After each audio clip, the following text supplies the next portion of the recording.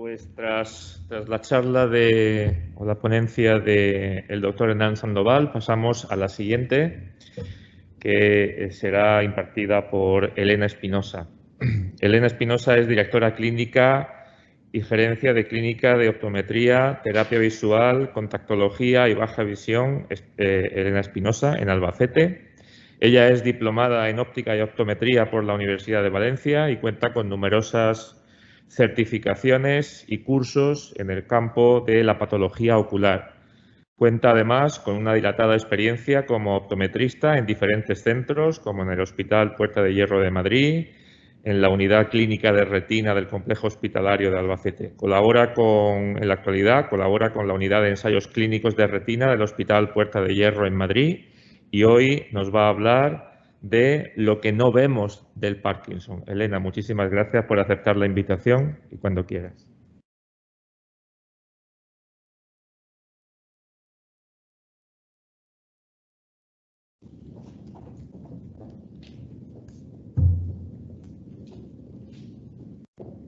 Buenas tardes a todos. Muchas gracias, Lola, y a la asociación por estas jornadas tan interesantes y bueno, por haber incluido una parte de la afectación visual en la enfermedad de Parkinson, que en muchas situaciones pues no es muy conocida, o al menos eso es lo que nosotros vemos en el ámbito clínico.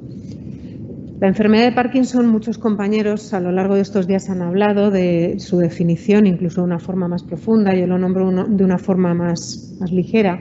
Es un trastorno degenerativo, crónico, es progresivo y bueno, se debe a una alteración en la dopamina, en la sustancia negra, y afecta al sistema nervioso central.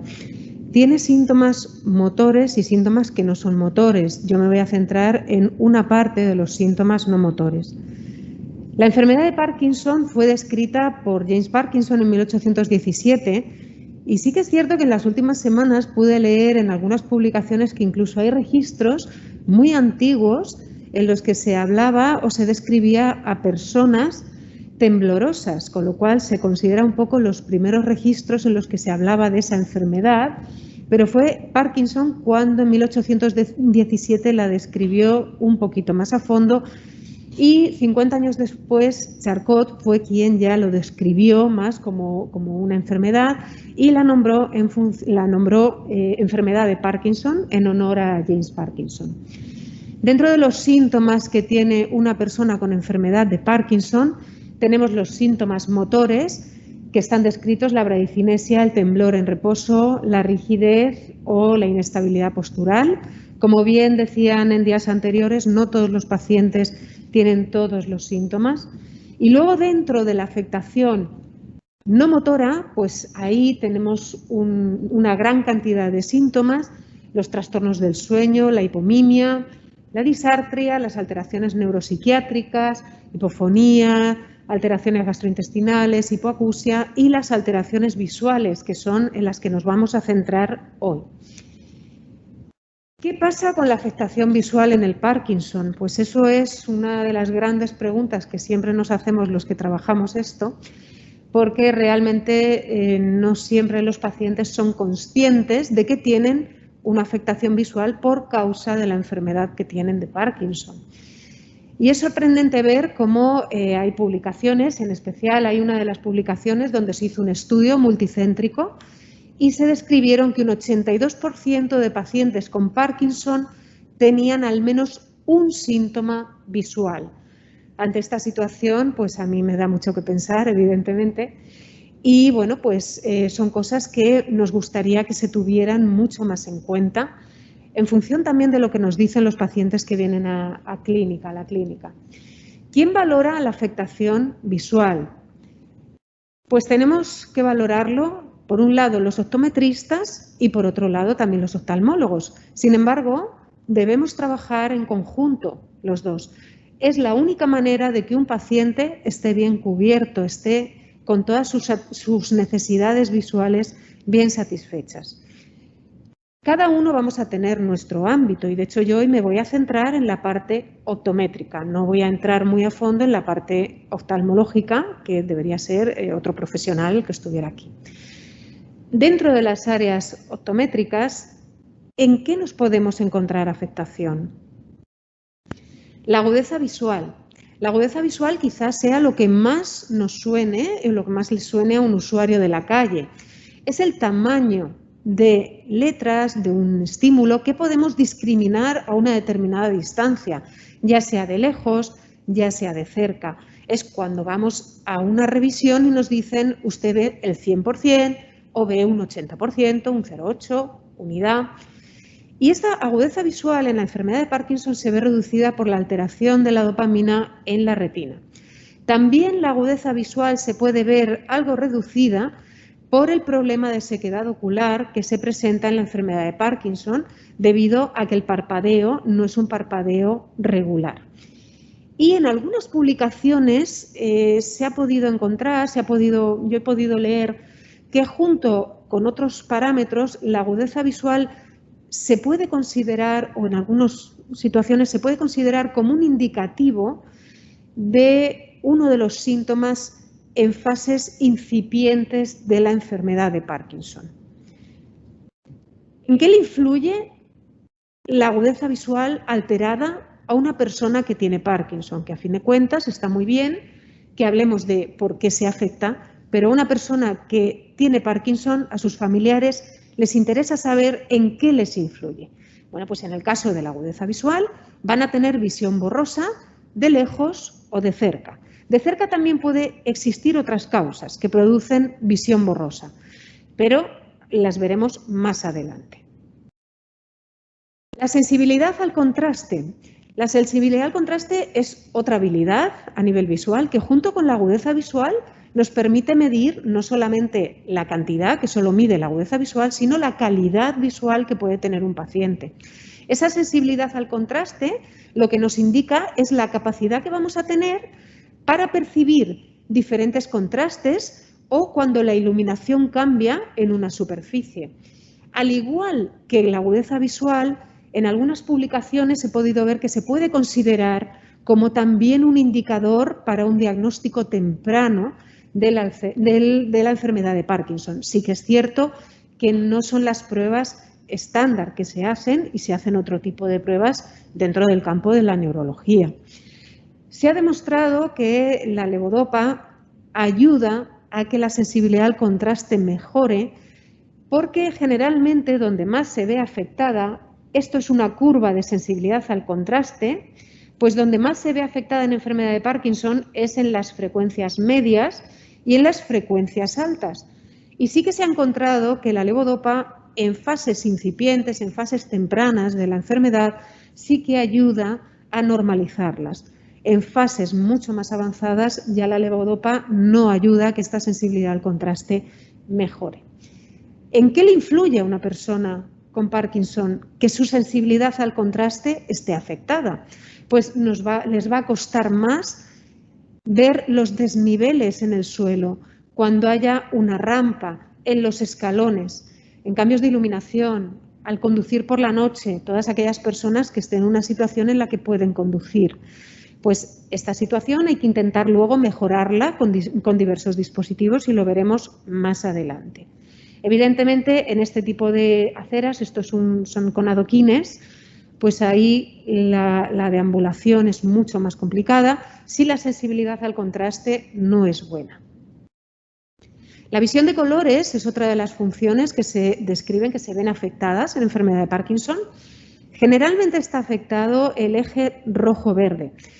En clínica, los test que más se utilizan son los test de Ishihara, que es a lo mejor lo conocen, es un test que es con unas láminas, con puntitos en los que se tienen que reconocer una serie de números o unos caminos.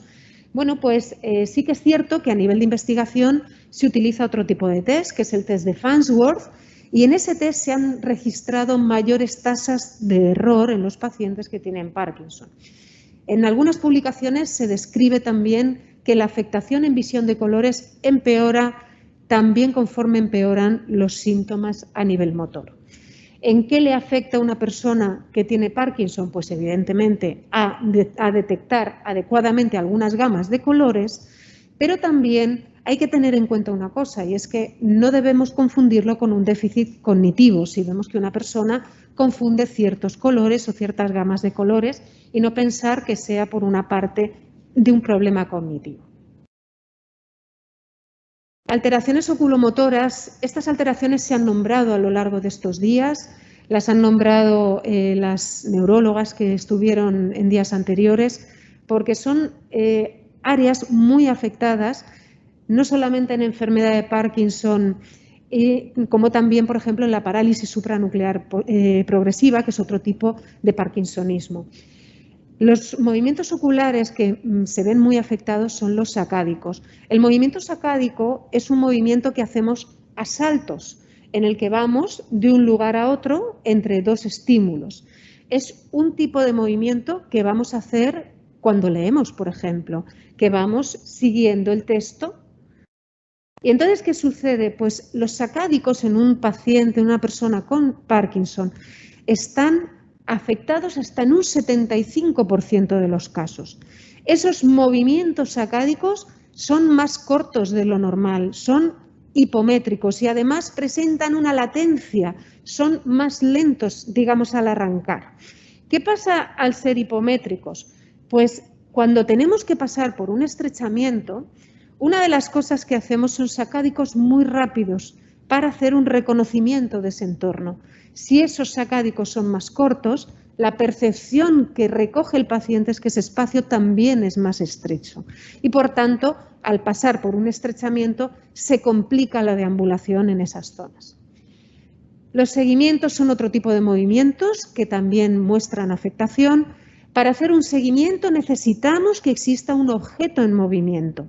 ¿Qué sucede cuando hacemos un seguimiento? Pues en los pacientes con Parkinson lo que les sucede es que irrumpe un sacádico, un microsacádico durante la realización de ese seguimiento. Sí que se encuentra mayor afectación en horizontal que en vertical, sobre todo cuando existe la parálisis supranuclear progresiva, donde ahí sí que llega a existir un bloqueo tanto en infra como en supraversión. Y la fijación también se ve afectada. Una persona que tiene Parkinson, que esta alteración se produce, ¿en qué le va a afectar? Pues va a tener dificultad al leer, se pierden al cambiar de renglón, se saltan palabras, repiten palabras. Y en el caso de la coordinación ojo-mano o la coordinación ojo-pie, que a mí me interesa especialmente por el tema de las caídas, es mucho más imprecisa. Hay que pensar que cuando tenemos que caminar o cuando subimos un escalón, pues ahí evidentemente estamos utilizando ese tipo de movimientos, los movimientos sacádicos. Y a partir de ahí, si no son adecuados, esa coordinación ojo-pie también se puede ver afectada. Aquí podemos ver unos vídeos. Aquí esto es una de las tareas que hacemos en consulta. Vemos que hay una burbuja, no sé si podéis verla, una burbuja que está manejando el paciente con sus propios ojos gracias a un eye tracker. Eso es un sistema que se llama eye tracker. Y le pedimos que ponga la burbuja donde salga un número 1. Eso es una calidad de sacádico muy buena. Sin embargo, no siempre nos encontramos estas circunstancias, estas situaciones. Este tipo de dispositivo le ayuda mucho al paciente a tener una retroalimentación de si lo está haciendo bien o si no lo está haciendo bien. En otros casos, podemos ver un sacádico en el proceso de lectura. Vemos un puntito que se está moviendo y en algunos momentos hace vaivenes, va y viene. Vemos que ahí ese movimiento sacádico no tiene la precisión que corresponde y a partir de ahí puede haber problemas en la calidad lectora. Coordinación binocular. Tenemos dos ojos y sin embargo no vemos doble. Pero eso no sucede cuando hay enfermedad de Parkinson. En algunos casos esa visión binocular se vuelve pobre, se vuelve inestable. Una de las pruebas que podemos valorar es la estereopsis. La estereopsis nos indica la percepción de profundidad que tenemos y para eso tiene que existir una muy buena coordinación de ambos ojos. Pues se encuentra una estereopsis pobre, fluctuante, y es sorprendente cómo se han registrado en varias publicaciones hasta un 30% de personas con enfermedad de Parkinson que tienen insuficiencia de convergencia. ¿Y qué es eso de la insuficiencia de convergencia? Pues cuando tenemos que hacer una tarea en visión cercana, leer, escribir, lo que sucede es que además de enfocar, cosa que cuando aparece la presbicia no se puede hacer de la misma manera y por eso se necesita una gafa para cerca. Al mismo tiempo, para evitar ver doble, los ojos deben hacer un movimiento de convergencia. Bueno, pues ese movimiento de convergencia no solamente se hace gracias a los músculos extraoculares, sino que hay otras funciones que deben estar equilibradas para que eso se haga con eficacia. Bueno, pues se han registrado hasta un 30% de personas que tienen insuficiencia de convergencia. ¿En qué nota un paciente con enfermedad de Parkinson estas alteraciones? Pues van a tener diplopia, visión doble. Esa visión doble, cuando es una insuficiencia de convergencia, se va a producir de cerca. Y en otras ocasiones tenemos pacientes que la tienen de lejos. De hecho, estas frases que yo he puesto aquí entrecomilladas son frases de pacientes que nos dicen: la tele la veo doble algunas veces. ¿Por qué? Pues porque hay una alteración en la coordinación binocular y necesitan otros dispositivos para evitar esa visión doble. En otros casos nos indican: no veo, pero no es que no vean porque no vean limpio, es que posiblemente les sucede esto. Hay una insuficiencia de la convergencia, no llegan a tener una visión completamente doble y a partir de ahí es una letra, lo que ellos ven, muy inestable.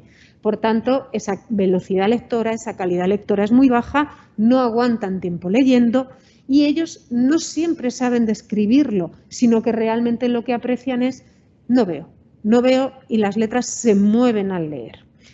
En otras circunstancias, una visión binocular pobre nos va a dar mayor riesgo en la deambulación, porque si yo tengo que subir un escalón, será más fácil que si mi coordinación binocular es buena, que calcule mejor la distancia a la que está el escalón y a partir de ahí mi pie lo lleve hasta esa distancia.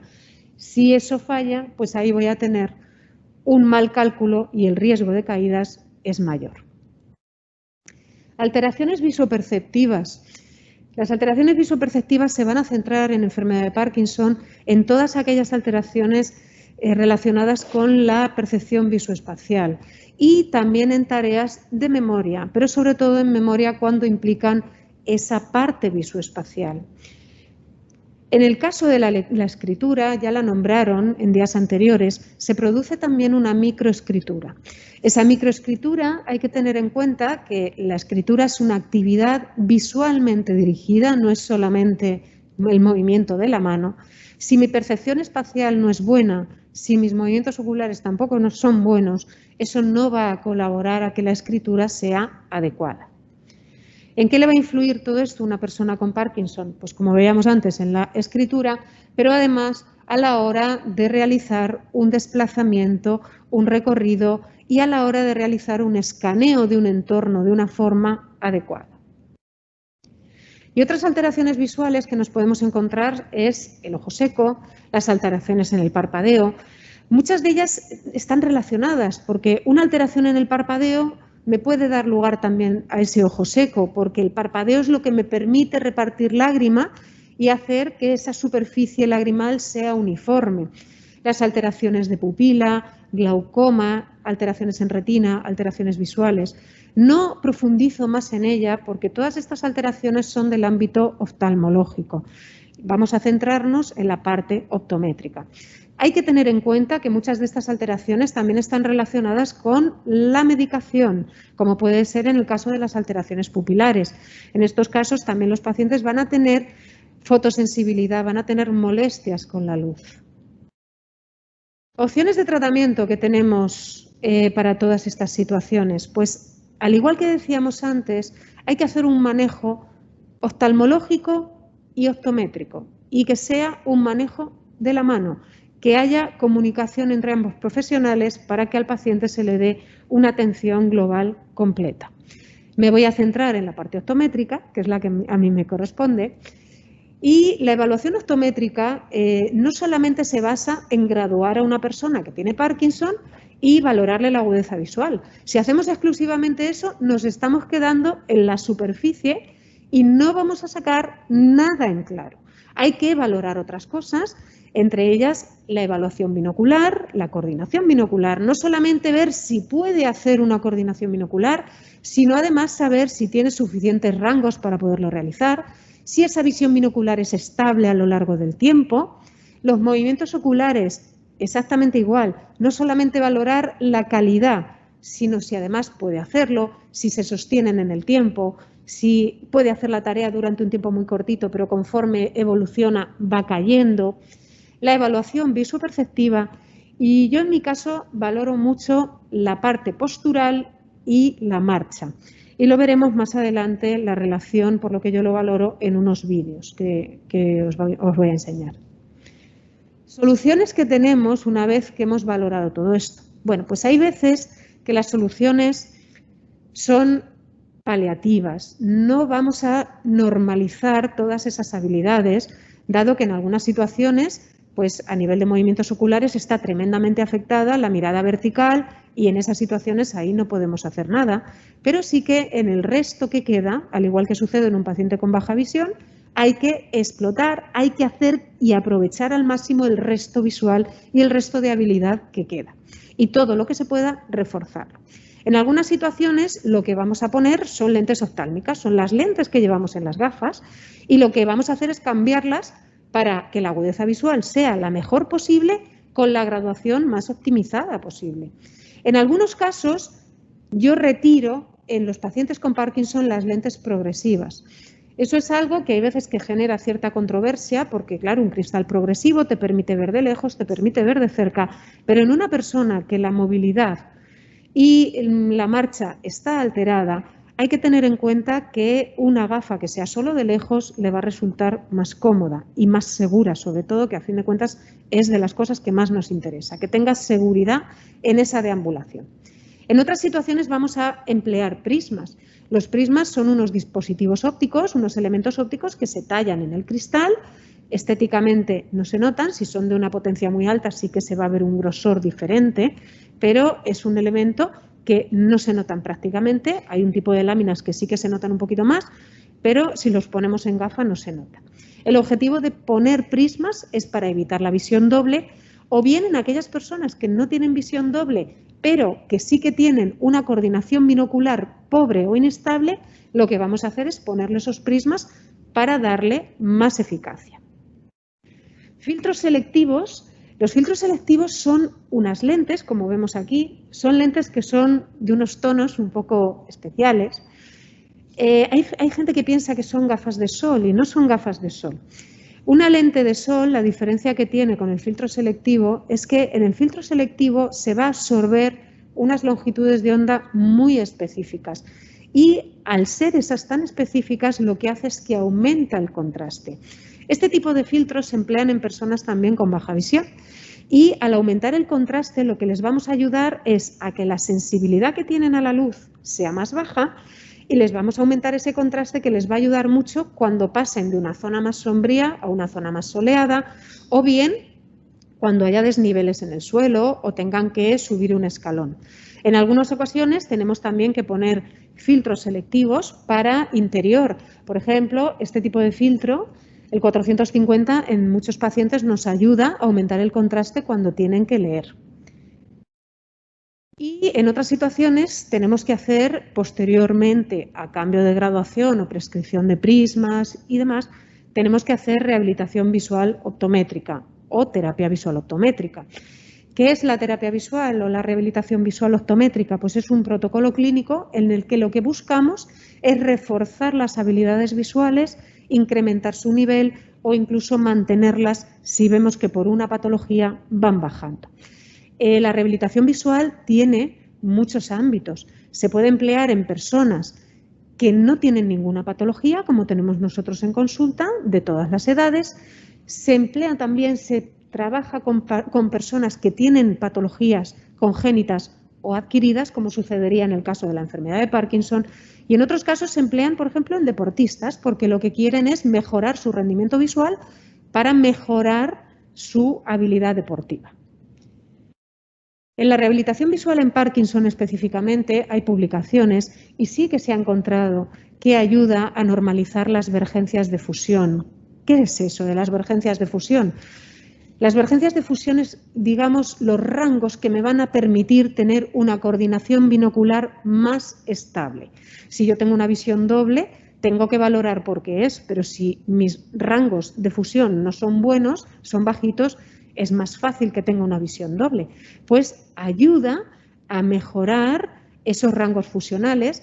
También podemos intervenir sobre esos movimientos oculares y a partir de ahí va a mejorar la calidad lectora. Y otras situaciones que nos podemos encontrar un poquito más sorprendentes e incluso que nos sorprenden a los profesionales son situaciones como las que os voy a enseñar. Son situaciones a tener en cuenta, pero que hay que estudiarlas. Un caso no da lugar a ciencia y a partir de ahí, esto que os voy a enseñar, yo quiero que se tenga en cuenta como una vía a investigar, una vía a estudiar. La protagonista del vídeo la conocemos todos los que están aquí presentes. Ella tenía mucho interés en que tarde o temprano se mostraran. Estos vídeos son del 2018.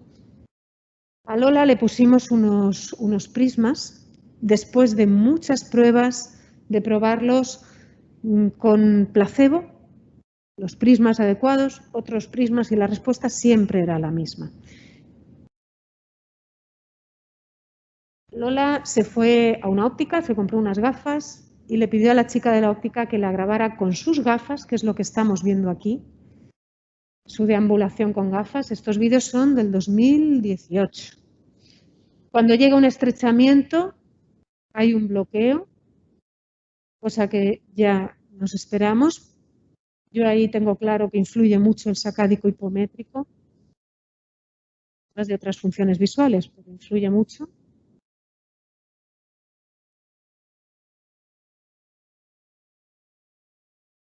Ese freezing es un freezing muy marcado.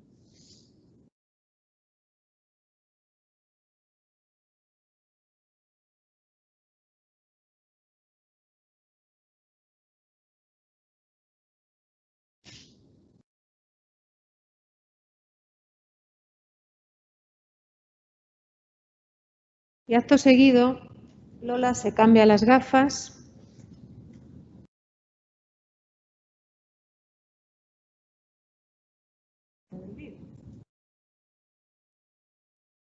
No hay ingesta de medicación, que es una de las cosas que primero me preguntaron los neurólogos. Esa es la marcha con lo que le pusimos. Esto no podemos decir que funcione a todo el mundo, sabemos que les ayuda a las personas, pero no se puede decir que es una solución, porque esto merece mucho, mucho estudio. Yo tengo que agradecer al doctor Segura, a Ana Belén Perona, a Aimar Redondo, que sí que antes de la situación de confinamiento estuvimos haciendo un pequeñito estudio con pacientes en el hospital. Esperamos poderlo retomar. Yo, mientras tanto, sigo también valorándolo con otros pacientes, pero la respuesta es tremenda, lo que se dio en su momento. Sabemos que, bueno, que la enfermedad evolucionó. Y bueno, pues lo que en su día le ayudó tanto, posteriormente hubo que hacer otras técnicas a nivel quirúrgico. Pero bueno, pues estas situaciones hay que tenerlas en cuenta. Las conclusiones que podemos sacar es pues, que en la enfermedad de Parkinson hay que hacer una evaluación oftalmológica y una evaluación optométrica. Es uno de los ámbitos que no se debe olvidar, influye mucho en la calidad de vida de un paciente con Parkinson junto con los problemas motores. Pero si evidentemente su calidad lectora, su coordinación binocular es mejor, va a ir más seguro a la hora de caminar, de moverse, a la hora de entretenerse leyendo, va a poder hacer su vida de una forma mucho mejor. Y con todo y con esto, pues espero que les haya sido interesante y cualquier pregunta, a mí y a Lola.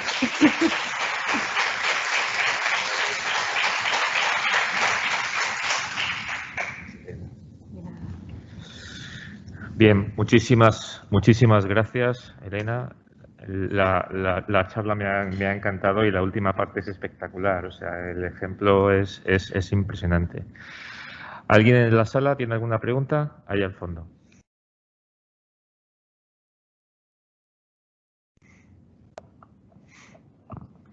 Buenas tardes, Elena. Lo primero, felicitarte porque me ha encantado la ponencia y ha sido muy clara y me ha parecido muy interesante.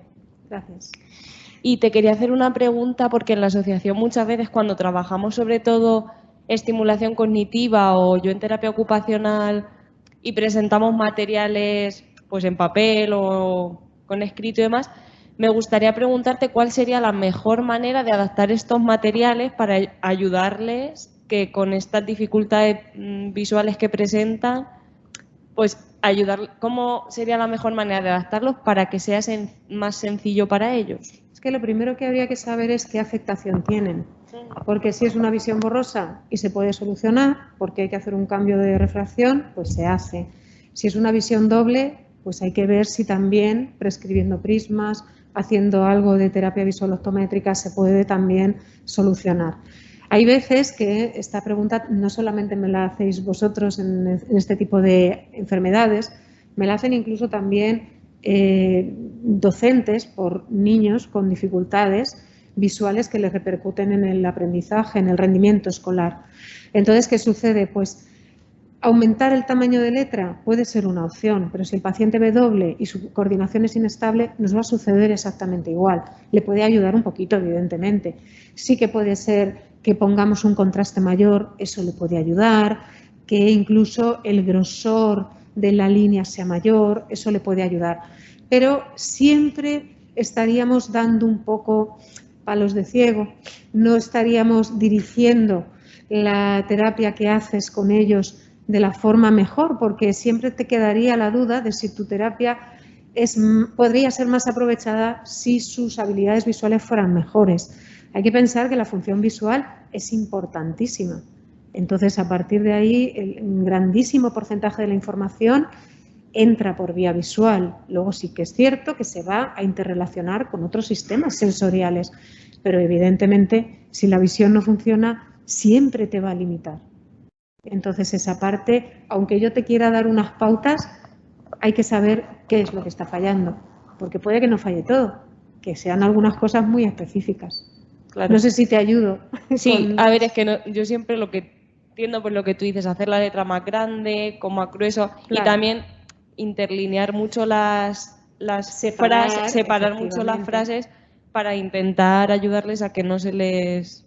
Claro, porque lo más habitual, pues se me juntan las líneas o me pierdo. Entonces digo, no sé si a lo mejor lo que estoy haciendo realmente les estoy beneficiando. No, perjudicando no les estás perjudicando en absoluto. Lo que sí que les estás dando es una solución intermedia por falta de información, que por tu parte es maravilloso. Estás intentándole ayudar faltándote información. Entonces, lo ideal es que si a esa persona su visión se le montan, te está diciendo muy claro que se le montan los renglones, pues evidentemente ahí tenemos dificultades visuales importantes. Y a lo mejor se soluciona con un pequeñito prisma, se soluciona con cosas muy sencillas. Entonces, creo que es algo bastante fácil de acceder a este tipo de evaluación y a partir de ahí el trabajo rehabilitador es muchísimo mejor. Vale, pues muchísimas gracias. A vosotros. ¿Alguien más en la sala? ¿Tiene alguna pregunta para Elena? ¿Alguien de casa? ¿Nadie? Sí, una pregunta aquí. Buenas. Yo me siento identificado con algunas de las cosas que ha dicho y que en oftalmología no me han dado solución. A ver, pero hay veces que dicen no me dan solución. A ver, el campo oftalmológico valora una serie de cosas y el campo optométrico valora otras y luego sí que es cierto que tenemos ámbitos que son muy comunes. Pero si a mí, por ejemplo, usted viene y me pide que le opere unas cataratas, yo no le voy a poder operar sus cataratas porque no es mi ámbito. Entonces sí que es cierto que hay ámbitos que manejamos nosotros y le pueden haber hecho la mejor revisión oftalmológica del mundo. Pero evidentemente hay ámbitos que si ahí no trabajan o no se valoran porque no es lo que les corresponde o ellos no lo valoran en su protocolo, es porque es del ámbito optométrico. O sea que posiblemente sea esta la línea. Sí, porque me han hecho pruebas y no saben por qué perdió tanta visión. El campo se me hace pequeño. Al andar tengo mucha inseguridad y hasta incluso no sé si dependerá eso vértigo. Pues hay que valorar muchas cosas. Yo en lo que pueda ayudar, pues evidentemente espero que con esta charla ayude y que veas algunos síntomas identificados. Pero hay veces que no solamente viene por la vía visual, viene por la propia enfermedad de Parkinson. Esa inestabilidad también puede venir por esa vía, ¿eh? Muchas gracias. A ti. ¿Alguna pregunta más de los que estáis en la sala? Yo quiero dar las gracias a Lola, porque Lola tenía mucho interés en que se mostraran estos vídeos, que con muchas reservas hay que mostrar.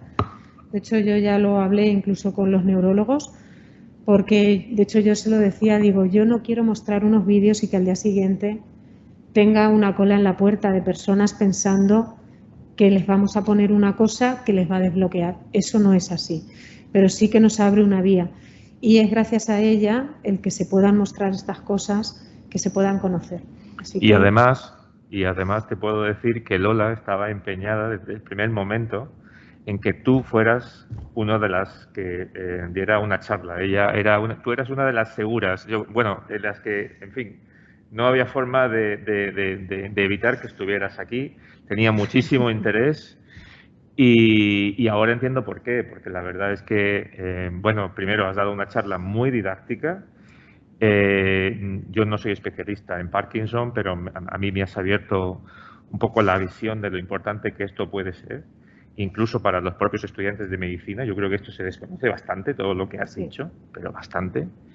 Y pues ahora entiendo el empeño de Lola, así que yo también te agradezco que estés aquí, Lola. Nada, gracias a ella por descubrirla un día que la descubrimos y realmente creo que nos ha ayudado mucho. Realmente este vídeo es a base de mucho trabajo, de mucho esfuerzo, no solamente ha sido ponerle unas gafas y nada más, o sea, lleva un proceso muy largo y llevamos desde el 2018 trabajando en ello y efectivamente eso sigue funcionando, o sea, la gafa sigue funcionando a pesar de que me he operado y que todo eso. Entonces, bueno, darle las gracias y que esperemos que se pueda continuar el programa que se empezó en el hospital con el servicio de neurología, que creo que es muy interesante y que puede dar mucho que hablar, ¿no? Entonces, bueno, agradecérselo a ella y, bueno, visto que mi interés era bien asegurado, ¿no?, de que iba a tener un éxito tremendo. Muchas gracias a ti, Elena, Lola. a ti. Gracias a ti. Muchas gracias, Elena. A vosotros. Gracias.